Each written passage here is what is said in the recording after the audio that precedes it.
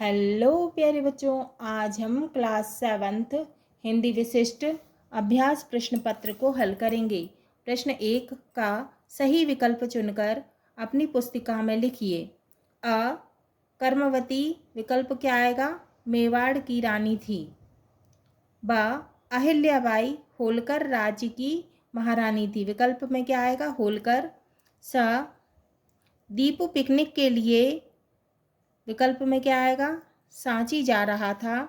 The Bundeli के पितृ पुरुष माने जाते हैं। कौन माने जाते हैं? भूषण। तो क्या आएगा दा का उत्तर? भूषण। ई अगर नाक ना होती पाठ व्यंग विधा में लिखा गया है। विकल्प क्या आएगा? व्यंग। ख रिक्त स्थानों की पूर्ति कीजिए। अ कवि के अनुसार चंदन का पेड़ कुल्हाड़ी को सुगंधित करता है। खालिस्तान में आएगा चंदन। ब डॉक्टर अब्दुल कलाम को मिसाइल मैन के नाम से भी जाना जाता है। खालिस्तान में आएगा मिसाइल मैन। सा कृष्ण को माखन खाना बहुत अच्छा लगता है। खालिस्तान में आएगा माखन। द राष्ट्रीय खेल दिवस 29 अगस्त को मनाया जाता है। खालिस्तान में आएगा 29 अगस्त। ई किसी कविता को पढ़ते या सुनते समय हमें जो आनंद की अनुभूति होती है उसे रस कहते हैं। खालिस्तान में आएगा रस। इंगा देवभूमि भारत को अवतारों की क्रीड़ा स्थली कहा जाता है। खालिस्तान में आएगा अवतारों। प्रश्न 2 निम्नलिखित प्रश्नों के उत्तर दीजिए।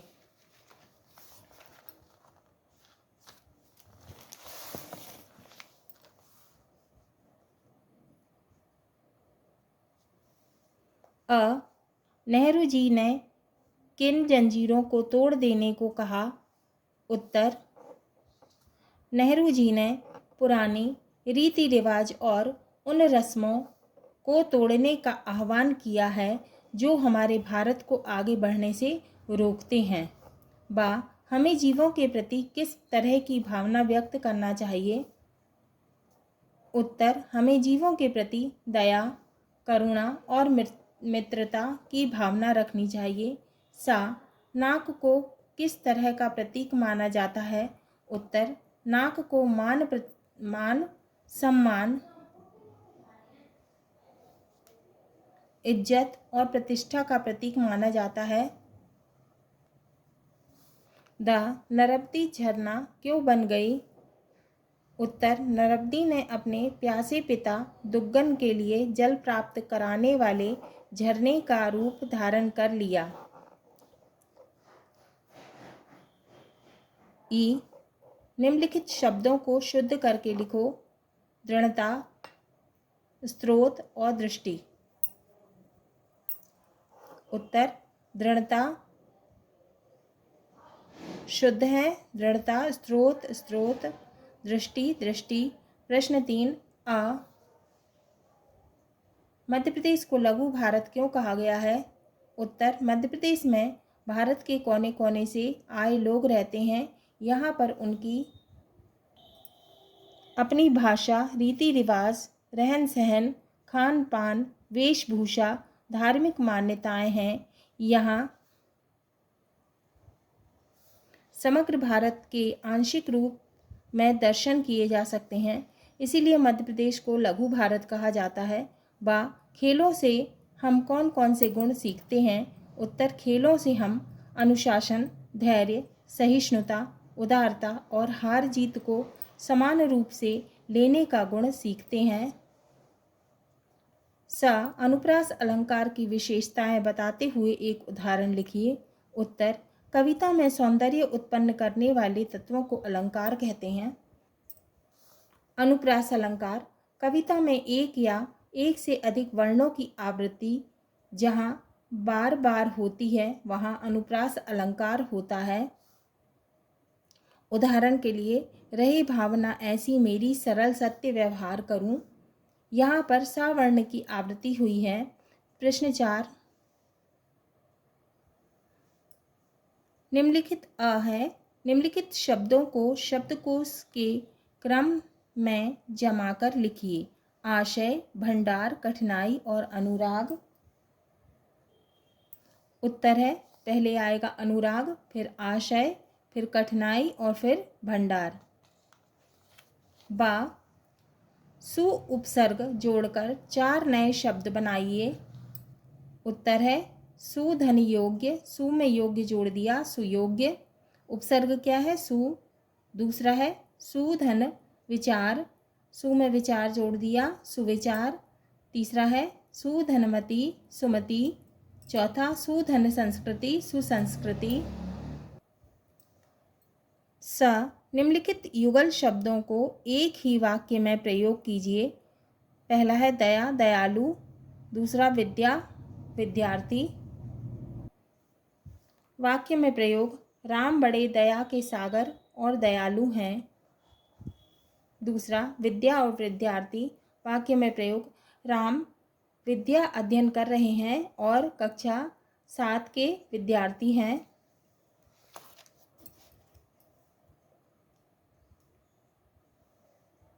द, निम्नलिखित शब्दों की संधि विच्छेद कर संधि का नाम लिखिए। जगदीश और पुस्तकालय। उत्तर है जगदीश, जगत धन ईश। जगदीश कौन सी संधि है? व्यंजन संधि। दूसरा है पुस्तकालय, पुस्तक धन आलय। पुस्तकालय कौन सी संधि है? स्वर संधि। क, आग और रात शब्दों के तत्सम रूप लिखिए। तत्सम रूप है आग का अग्नि, रात का रात्रि। ख, निम्नलिखित सामसिक पदों को विभक्त कर समास का नाम लिखिए। देश निकाला और रसोई घर। देश निकाला, देश से निकाला कौन सा समास है? तत्पुरुष समास है। और रसोई घर, रसोई का घर कौन सा समास है? द्वंद्व समास। ग, निम्नलिखित शब्दों के बहुवचन बनाकर लिखिए। राखी, बहन। सड़क और कुत्ता। राखी, राखियाँ। बहन, बहनें। सड़क, सड़कें। कुत्ता, कुत्ते। ये बहुवचन है।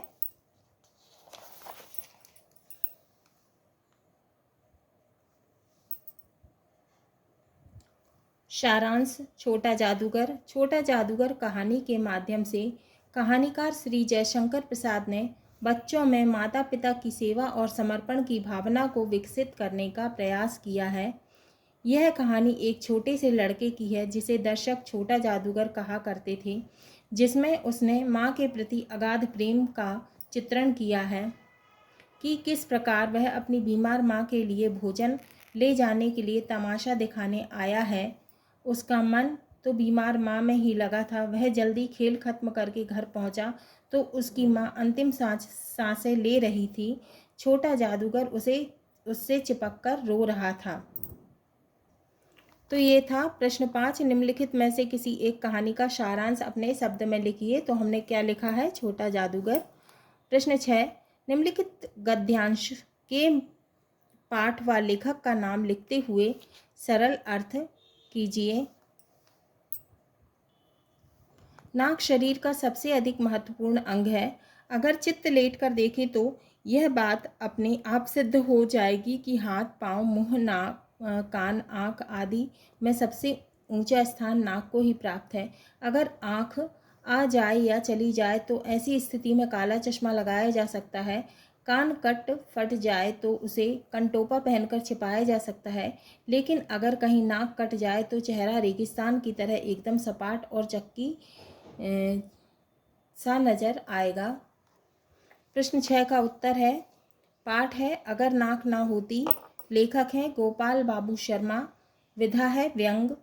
अर्थ, अगर नाक ना होती नामक पाठ में व्यंग्यकार ने यह बताने का प्रयास किया है कि जैसे चेहरे पर नाक ऊंची होती है, समाज में व्यक्ति ऊंचा बनना चाहता है। नाक प्रतिष्ठा का प्रतीक है। आज व्यक्ति की इज्जत नाक बड़ी जल्दी चली जाती है, अर्थात नाक कट जाती है। अगर आँख चली जाए तो काला चश्मा लगाया जा सकता है। कान कट जाए तो कंटोपा पहना जा सकता है। व्यंग्यकार ने सामाजिक विसंगति को उजागर करने का प्रयास किया है। प्रश्न 7, निम्नलिखित पद्यांश के पाठ व कवि का नाम बताते हुए सरल अर्थ लिखिए। पहला है, बाधाएं असफलता तो आती है, दृढ़ निश्चय लख वे स्वयं चली जाती है। जितने भी रोड़े मिले उन्हें ठुकराओ, पथ के कांटों को पैरों से दलना है। संदर्भ, प्रस्तुत पद्यांश हमारी पाठ्य पुस्तक भाषा भारती के मत ठहरो तुमको चलना ही चलना है से लिया गया है। इसके रचयिता श्री कृष्ण सरल हैं। प्रसंग, प्रस्तुत पद्यांश में कवि ने नवयुवकों को बाधाओं से जूझने का संकेत दिया है। व्याख्या, कवि नवयुवकों को संबोधित करते हुए कहते हैं कि हे नवयुवकों, मानव जीवन में अनेक बाधाएं आती हैं, अनेकों बार असफलताएं हाथ लगती हैं, परंतु तुम्हें अपने निश्चय पर देखकर बाधाएं स्वयं दूर हट जाएंगी। तुम्हारे जीवन पथ पर जितने भी रोड़े या बाधाएं आए, तुम उन्हें ठुकराकर आगे बढ़ते जाओ। जीवन के पथ में अनेक बार बड़ी मुसीबतें सामने आ जाती हैं, तुम्हें उन्हें भी अपने पैरों से रौंदते हुए आगे बढ़ते जाना है। अथवा, माँ तुम्हारा ऋण बहुत है मैं अकिंचन, किंतु इतना कर रहा फिर भी निवेदन, थाल में लाऊं सजाकर भाल जब भी, कर दया स्वीकार लेना वह समर्पण।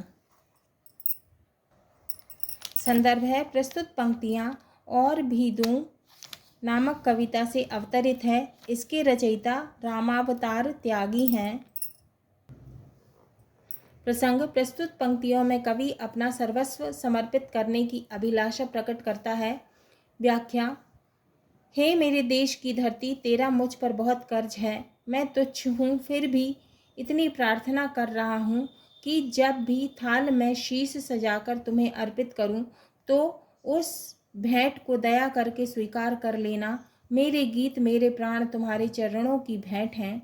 हे मेरे देश की धरती, तुझे मैं कुछ और भी देना चाहता हूँ, अर्थात मेरा जो कुछ भी है वह सब कुछ तुमको अर्पण है। प्रश्न 8, निम्नलिखित गद्यांश को पढ़कर पूछे गए प्रश्नों के उत्तर दीजिए। पौराणिक ग्रंथों में नर्मदा परिक्रमा की बड़ी महिमा गाई है। भक्तजन प्रतिवर्ष भड़ोच में मेरे मुहाने से मेरे तट के एक ओर किनारे किनारे चलते चलते मेरे मूल स्रोत अमरकंटक तक आते हैं। वहाँ पूजा करके दूसरे तट के साथ साथ चलते हुए वापस मेरे मुहाने पर भड़ोच वापस आते हैं। मैं बड़ी भाग्यवान हूँ कि मेरे तट पर अनेक ऋषि मुनियों ने तप किया और अनेक आश्रम तथा मंदिर बनवाए। महेश्वर तीर्थ को अहिल्याबाई होलकर ने राजधानी बनाकर मेरा महत्व बढ़ाया है। उक्त गद्यांश का उचित शीर्षक दीजिए। उत्तर है नर्मदा। शीर्षक क्या दिया हमने? नर्मदा। पौराणिक ग्रंथों में किसकी बड़ी महिमा गाई है? उत्तर, नर्मदा परिक्रमा की पौराणिक ग्रंथों में बड़ी महिमा गाई है। महेश्वर तीर्थ का महत्व किसने बढ़ाया है? उत्तर, अहिल्याबाई होलकर ने महेश्वर तीर्थ का बड़ा महत्व बढ़ाया है। प्रश्न 9, अपने मित्र सुरेंद्र को समाचार पत्र पढ़ने का महत्व बताते हुए एक पत्र लिखिए, अथवा मलेरिया बुखार आ जाने के कारण 3 दिन के अवकाश हेतु प्रधानाध्यापक को एक प्रार्थना पत्र लिखिए। प्रार्थना पत्र। उत्तर, सेवा में श्रीमान प्रधान अध्यापक महोदय जी, शासकीय पूर्व माध्यमिक विद्यालय भोपाल मध्य प्रदेश। विषय, बुखार आ जाने हेतु आवेदन पत्र। महोदय जी, विनम्र निवेदन है कि कल रात से मुझे मलेरिया बुखार आ जाने के कारण मैं विद्यालय आने में असमर्थ हूँ, अतः कृपा करके आप मुझे दिनांक 15/7/24 से 18/7/24 तक का अवकाश देने की कृपा करें। धन्यवाद। दिनांक 15/7/24। आपका आज्ञाकारी शिष्य। नाम, आपका जो भी नाम है वो लिखना है। कक्षा 7th आ। प्रश्न 10, किसी एक विषय पर निबंध लिखिए। हमें किसी एक विषय पर निबंध लिखना है। निबंध दीपावली। दीपावली रूपरेखा। पहला है प्रस्तावना, दूसरा मनाने के कारण, तीसरा दीपावली की तैयारियां, चौथा दीपावली का दिन, पांचवा उपसंहार। पहला है प्रस्तावना। भारत पर्वों एवं त्योहारों का देश है। यहाँ लोग त्योहार को बड़े उत्साह और शान से मनाते हैं। हिंदुओं के प्रमुख त्योहार में दीपावली का विशेष महत्व है। प्रकाश का यह पर्व प्रतिवर्ष कार्तिक माह की अमावस्या को मनाया जाता है। दूसरा है मनाने के कारण। दीपावली पर्व मनाने के कई कारण हैं। जैनी लोग इस पर्व को इसलिए मनाते हैं कि इस दिन भगवान महावीर को मोक्ष प्राप्त हुआ था। हिंदू लोग इसे इसीलिए मनाते हैं कि इस दिन भगवान श्री राम लंका के राजा रावण का वध करके अयोध्या लौटे थे। इस खुशी में अयोध्या वासियों ने इस पर्व को मनाना प्रारंभ किया था। इस पर्व को मनाने के और भी कई कारण थे। तीसरा है दीपावली की तैयारियां। दीपावली पर्व के आने के पहले लोग अपने घरों, दुकानों, भवनों आदि की सफाई करते हैं। उन पर रंग रोगन करते हैं, उन्हें तरह तरह से सजाते हैं। नए कपड़े, पटाखे, मिठाइयाँ आदि खरीदी जाती हैं। घरों में भी कई तरह के व्यंजन तैयार किए जाते हैं। चौथा है दीपावली का दिन। दीपावली के दिन शुभ मुहूर्त में धन की देवी लक्ष्मी की पूजा की जाती है। उन्हें खील बताशों का प्रसाद चढ़ाया जाता है।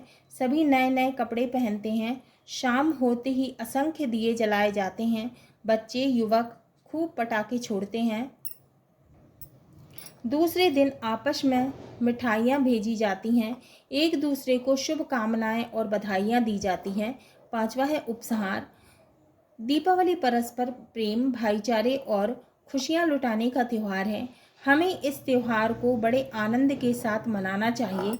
बैर विरोध का अंत कर देना चाहिए। हमें पटाखे बड़ी सावधानी से छोड़ना चाहिए। फिजूल खर्च से बचना चाहिए। दीपावली हमारा सांस्कृतिक पर्व है, इसे आदर्श से मनाना चाहिए। हाँ तो प्यारे बच्चों, ये हमारा अभ्यास प्रश्न पत्र पूर्ण हुआ।